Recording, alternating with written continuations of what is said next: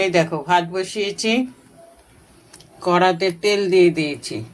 কি রান্না করব দেখো, দুটো পার্শে মাছ আছে, পার্শে মাছ দুটোকে ঝাল করব।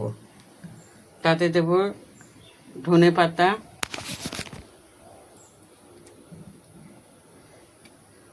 টমেটো, আর কালকের দুটো বড়া আছে, বড়া দুটো গরম করে নেব। এর মধ্যে দিয়েছি সর্ষে বাটা, হলুদ, ওই গুঁড়ো সর্ষে, হলুদ, নুন, কাঁচা লঙ্কা, আর সামান্য একটু কাশ্মীরি লঙ্কার গুঁড়ো দিয়েছি। তাহলে আমি রান্নাটা শুরু করি বন্ধুরা।